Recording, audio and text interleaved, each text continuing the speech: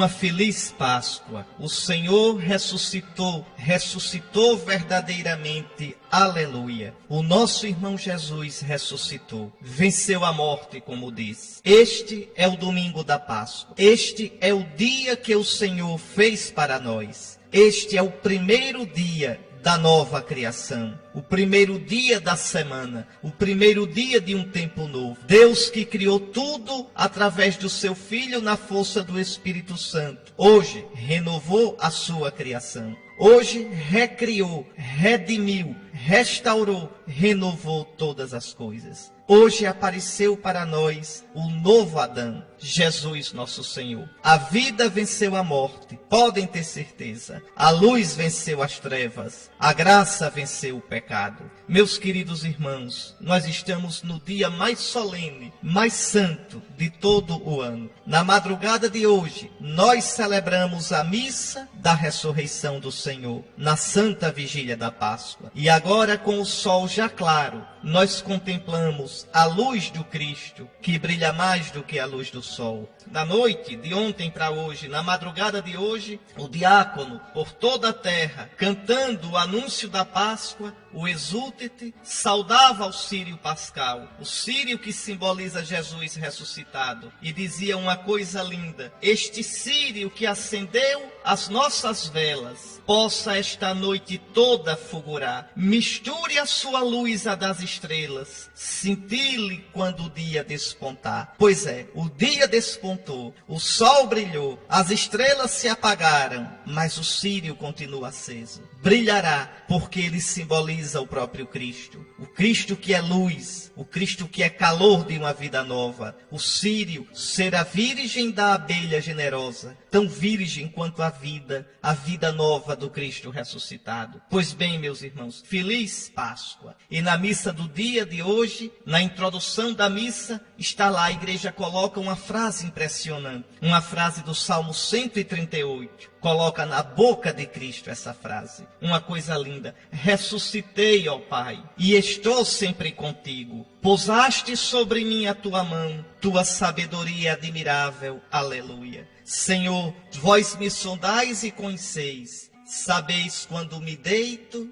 e me levanto. Isso mesmo. Sabeis, Senhor, conheceis, Pai Santo, quando me deito na morte e quando me levanto na ressurreição. Ressuscitei, ó Pai. Imaginem Cristo entrando na glória do Pai, entrando na glória do céu. Ressuscitou na madrugada do dia 9 de abril do ano 30. Ali ele foi sepultado. No dia 7 de abril ele morreu, sexta-feira santa. No dia 8 estava no túmulo. E no dia 9 de madrugada, o que aconteceu? Quem entrasse naquele sepulcro não via mais nada. E por quê? Porque de repente os lençóis murcharam. Cristo desapareceu. Para onde foi seu corpo? Para onde foi sua alma humana? Para a glória do Pai. Entraram na glória do Pai. O Pai encheu o seu Filho com o Espírito Santo e o ressuscitou. Cristo morreu no dia 7, passou no túmulo dia 8 e no dia 9 saiu deste mundo, saiu do tempo, entrou na eternidade. Para nós que ficamos era 9 de abril, para Cristo não há mais tempo, entrou na glória eterna. E é interessante que a Sagrada Escritura descreve a chegada de Cristo. Se você pegar o Apocalipse, João descreve a glória de Deus no capítulo 4, o trono que é o Pai, o trono no qual está sentado o Pai, os 7 Espíritos que simbolizam o Espírito Santo. E aí João diz, João de modo impressionante diz: eu vi um cordeiro, estava no centro do trono e dos 4 seres vivos no meio dos anciãos. Estava de pé como que imolado. É Jesus, não estava lá, mas acabou de chegar. De onde vem? Vem do sepulcro. Vem da grande tribulação, vem da morte, vem da sepultura e agora chega diante da glória do Pai, de pé, vitorioso, como que imolado, eternamente com as marcas da paixão, eternamente imolado por nós. Está lá, Apocalipse capítulo 5, versículo 6. Isto aconteceu no céu hoje, isto acontece no céu para sempre. É assim que Jesus está.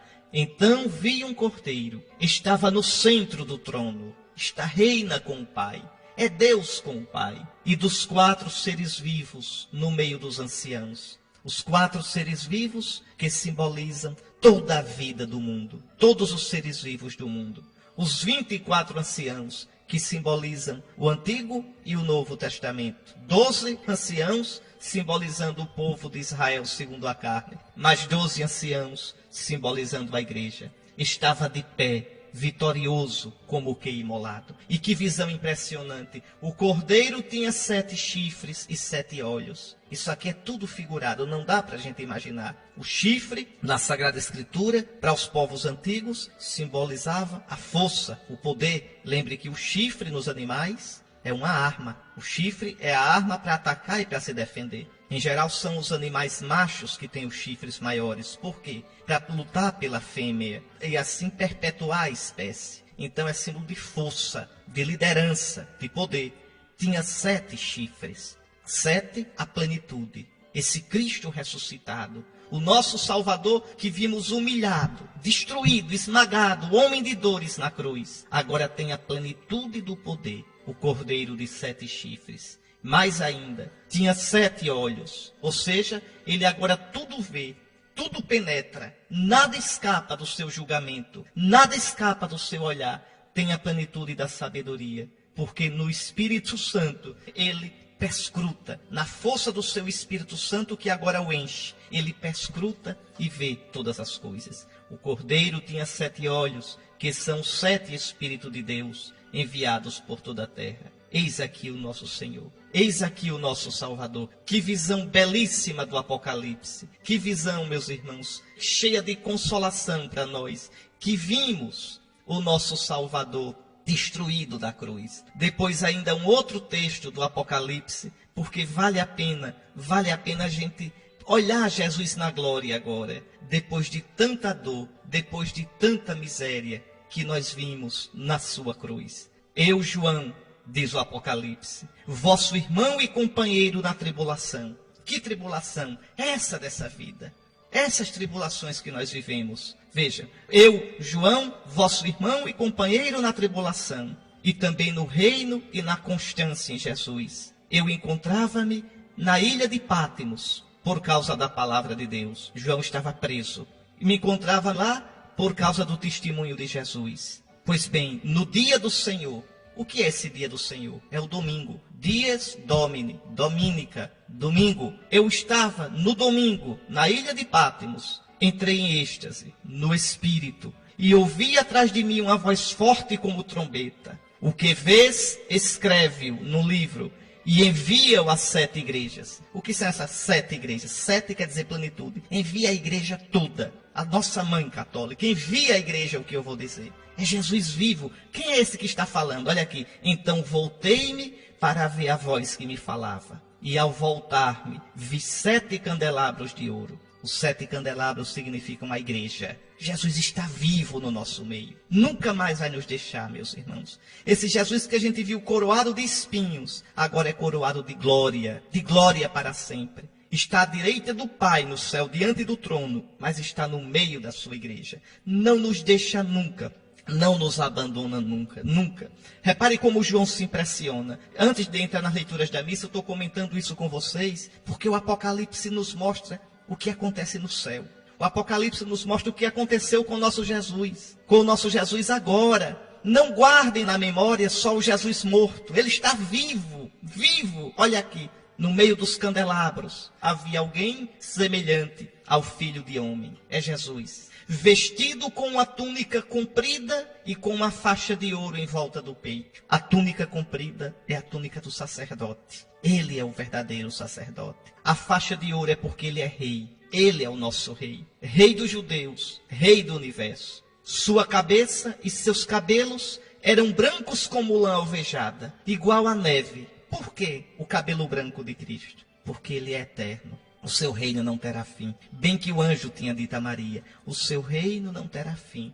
Ele é rei de eternidade em eternidade. Esse cabelo branco também simboliza a sabedoria. Pois bem, sua cabeça e seus cabelos eram brancos como lã alvejada, igual à neve. E os seus olhos eram como chamas de fogo. Sim, Senhor. O que quer dizer isso? Esse fogo é o Espírito Santo. Cristo tudo olha e penetra com o seu Espírito Santo. Cristo tudo julgará na força do seu Espírito Santo. Seus pés pareciam de bronze incandescente no crisol. Eis aí, ele é todo glorioso. O seu corpo é fogo puro, o fogo do Espírito. Aquele fogo que brilhou no Monte Tabor para que os apóstolos vissem o que ia acontecer com ele. É assim que Jesus está. E sua voz era como o fragor de águas torrenciais. Imagine uma cachoeira enorme. A voz dele era assim, como o trovão.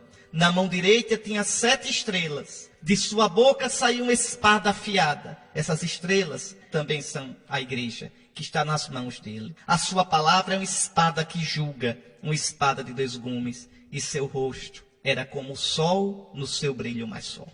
Quem pode encarar o Cristo? Quem pode agora, os seus inimigos, vocês imaginem, meus irmãos, aqueles que são inimigos de Deus.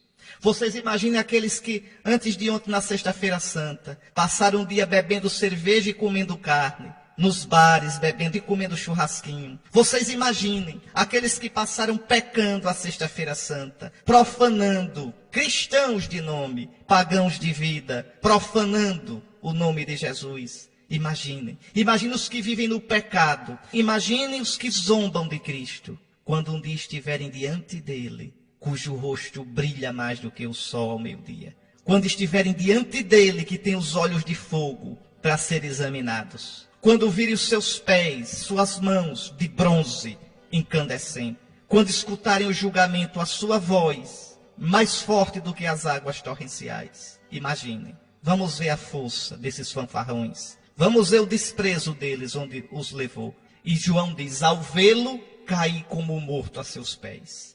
Veja, caiu apavorado, como nós ficaremos um dia. É o Senhor, meus irmãos, e não se brinca com o Senhor. É o Santo, é o Deus Santo, Deus forte, Deus imortal. É o nosso Jesus vitorioso, é o nosso Jesus ressuscitado. João diz, ao vê-lo, caí como morto a seus pés. Mas ele pôs sobre mim a sua mão direita e disse, ele vai dizer, se Deus quiser, vai dizer para nós também um dia, não tenhas medo.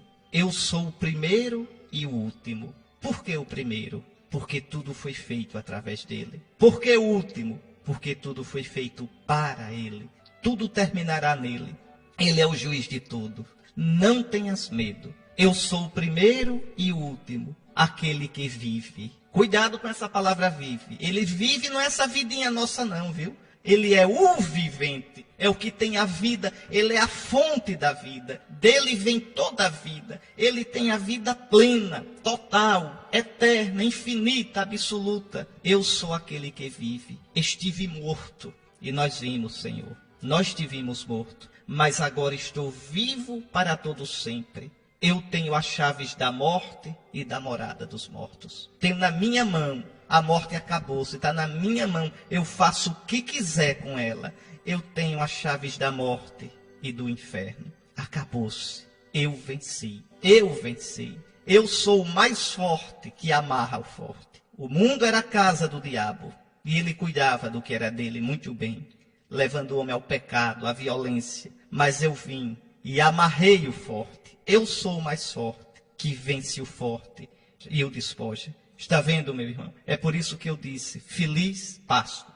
Feliz dia da Páscoa. O nosso irmão Jesus ressuscitou verdadeiramente. Aleluia. E a igreja no dia de hoje, na oração da missa, diz, ó Deus, por vosso Filho unigênito, vencedor da morte, abristes hoje para nós as portas da eternidade. Cumpre-se o profeta Isaías. Jesus é a chave da casa de Davi. Fecha e ninguém pode abrir. Fechou o inferno. Abre e ninguém pode fechar. Nos abriu o céu. Portanto, concedei, ó Deus, que celebrando a ressurreição do Senhor, renovados pelo vosso Espírito, o Espírito que Jesus recebeu no dia da ressurreição, o Espírito no qual o Pai ressuscitou Jesus, e esse Espírito Jesus derramou sobre nós, concedei que renovados pelo vosso Espírito, ressuscitemos na luz da vida nova. Esses são os pensamentos da igreja no dia de hoje, meus queridos irmãos.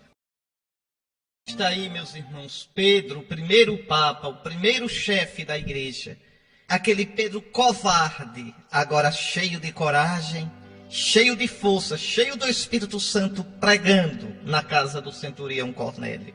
Essa leitura de hoje resume tudo o que Jesus fez por nós. Veja, vamos pegar aqui versículo por versículo. Pedro tomou a palavra e disse: vós sabeis o que aconteceu em toda a Judeia, a começar pela Galileia. Jesus começou a pregar na Galileia e morreu na Judeia, em Jerusalém.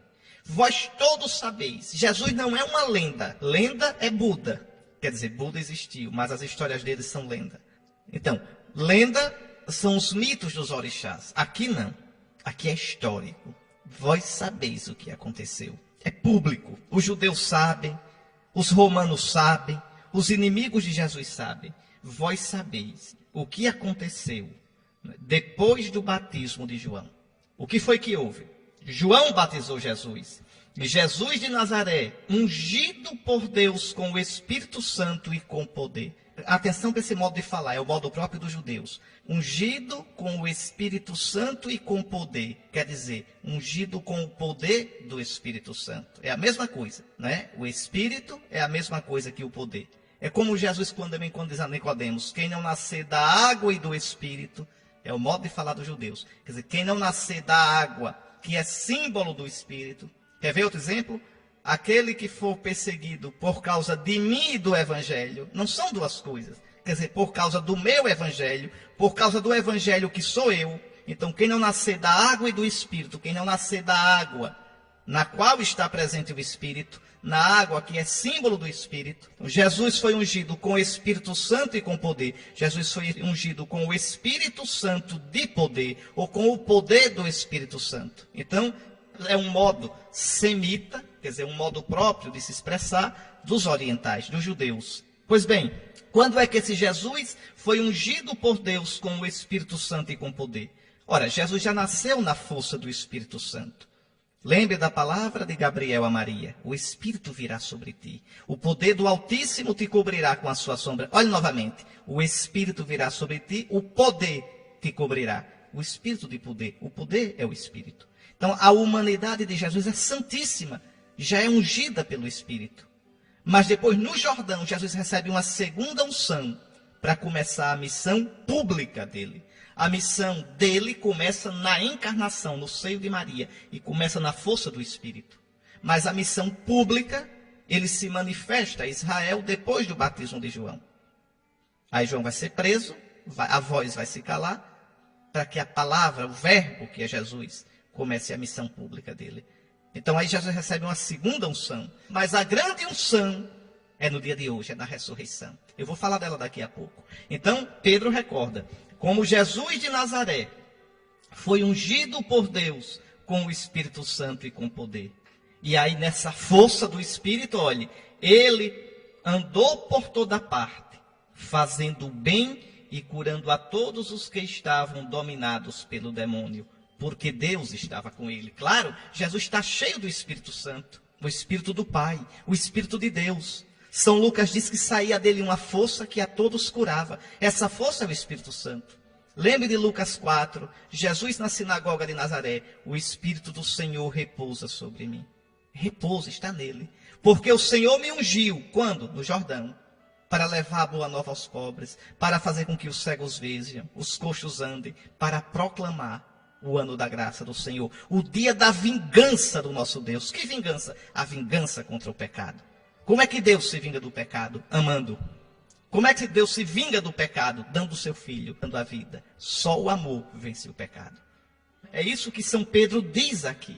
Jesus, cheio do Espírito Santo, passou fazendo bem e curando a todos os que estavam possuídos, dominados pelo demônio. Eu disse que Jesus é o mais forte que veio amarrar o forte. Jesus traz o reino de Deus, expulsando o reino de Satanás. Olhe, não se iludam não. O diabo age no mundo. Olhe o mundo ao seu redor. Olhe o mundo. A droga, o adultério, a imoralidade, a prostituição. Aqui tem povoados em Sergipe, em que rapazes e moças se dão em prostituição. Essa gente aqui de Aracaju para ir para povoados aqui vizinhos, interior, que é shopping de prostituição, menores de idade, menores. Veja, e você diz que o diabo não existe? Você diz que o diabo não existe diante da incredulidade? Na França se estava expondo a obra de arte, entre aspas, de um artista, entre aspas, que colocou um crucifixo dentro da urina dele. Urinou, encheu um recipiente de urina, colocou dentro um crucifixo. E você diz que o diabo não existe? Você vê na Sexta-feira Santa, aqui na cidade como Aracaju. Eu vi também no interior, vi na entrada de Laranjeiras, as pessoas bebendo, comendo carne na Sexta-feira Santa, e você diz que o diabo não existe?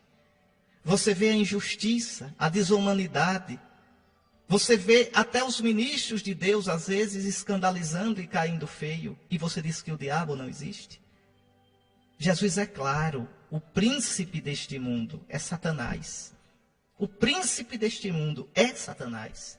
Mas Jesus diz, o príncipe deste mundo está julgado. O dono do mundo não é o Satanás, é Deus. Mas quando o homem pecou, entregou o seu coração a Satanás. Não brinquem com isso. Existe uma luta no nosso coração. Uma luta, e você sabe que existe. Olha a sua vida. Olha as tendências que tem em você. O que você pensa, os seus instintos.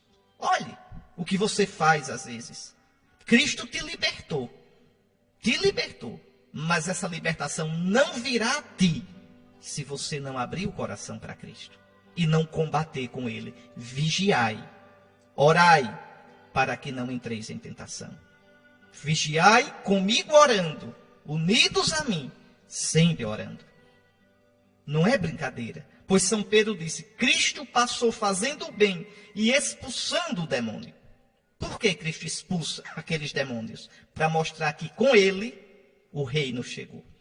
Que com o reino que ele traz, o reino de Satanás se esfarela, vai-se embora. Não brinque com isso. Não abra as portas para o demônio. Não abra. O pecado consentido abre as portas para o demônio.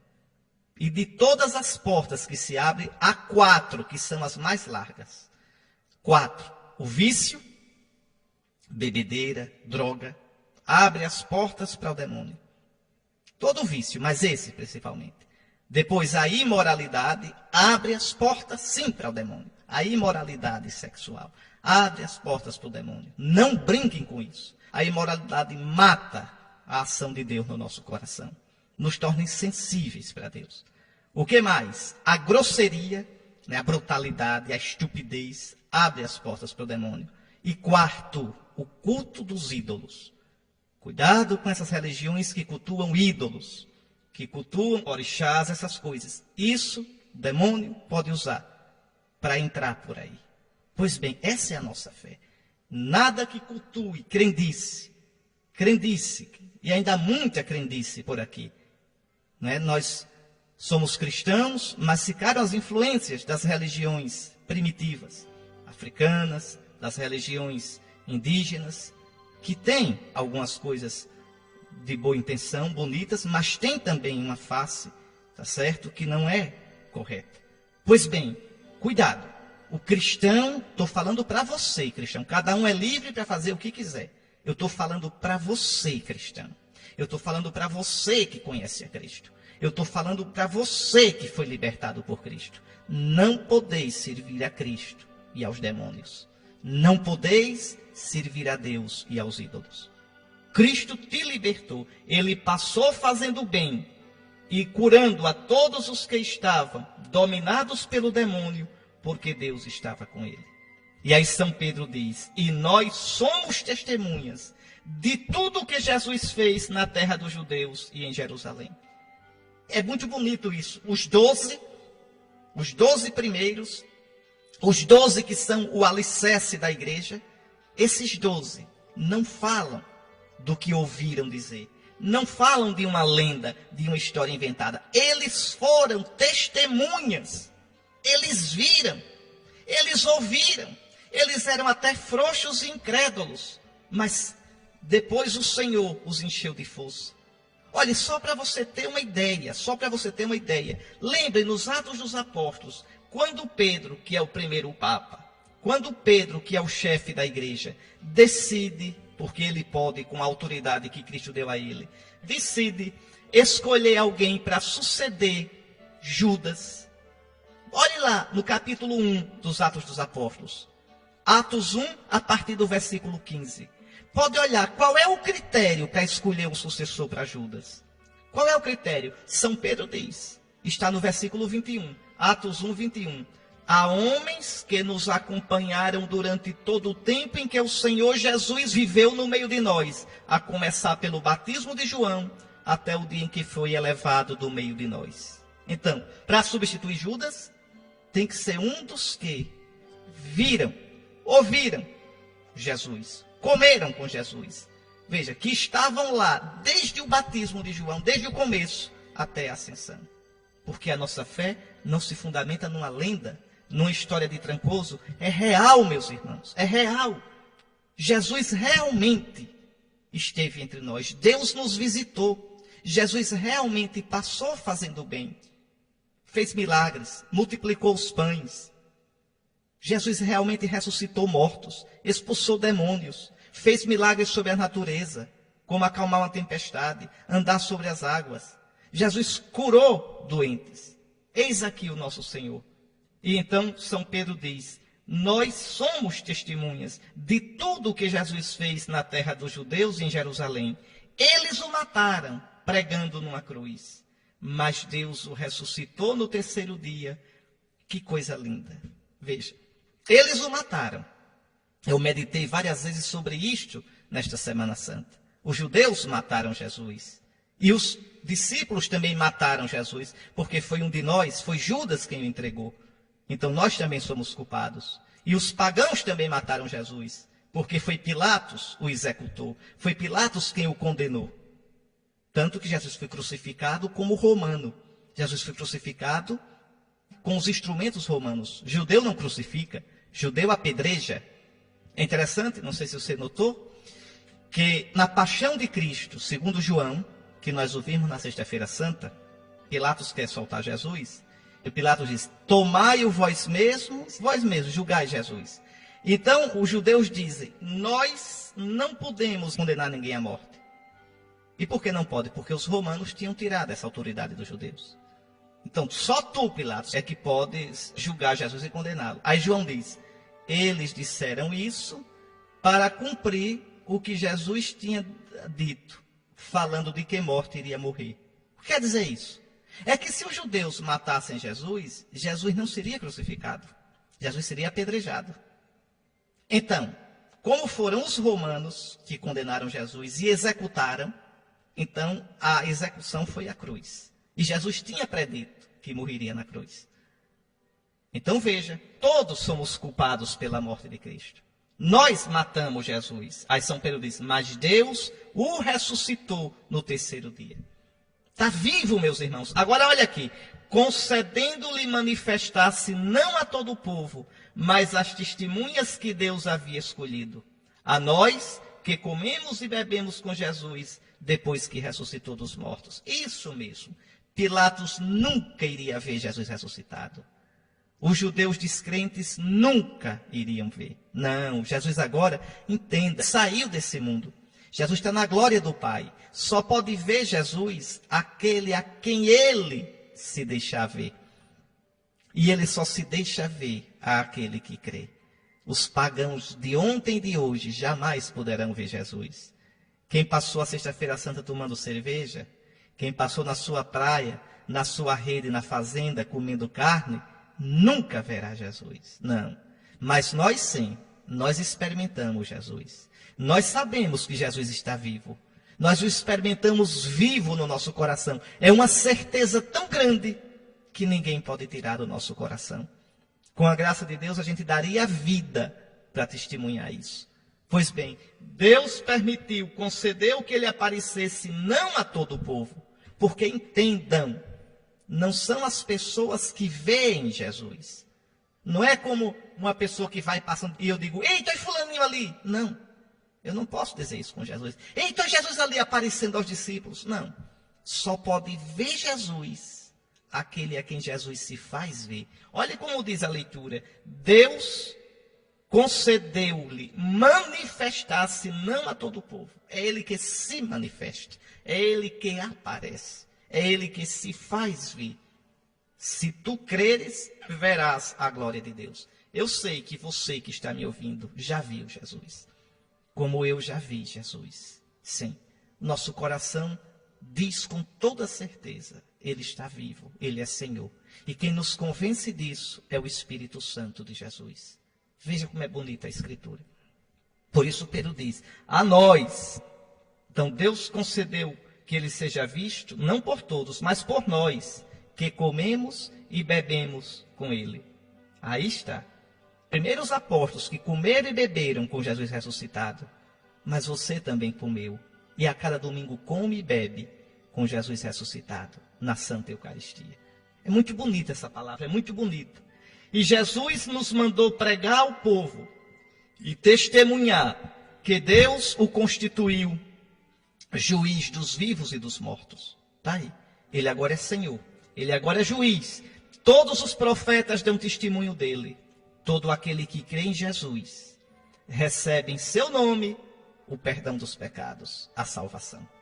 É crer em Jesus, ser batizado em Jesus, entrando na igreja de Jesus, que é o seu corpo, e aí vivendo a vida de cristão, comungando com Jesus na Eucaristia, comungando com os irmãos no amor fraterno, na espera do Senhor até que ele venha em glória. Está aí, meus irmãos, a nossa fé. Está aí o anúncio do dia de hoje. Está aí a alegria da Páscoa. Está aí Pedro anunciando a Cornélio e a sua família a salvação. Nessa salvação nós vivemos. Nesta salvação nós esperamos. Nesta salvação nós cremos. Por isso que eu já lhes disse tanto, e repito mais uma vez, feliz Páscoa. O nosso Salvador Jesus ressuscitou verdadeiramente.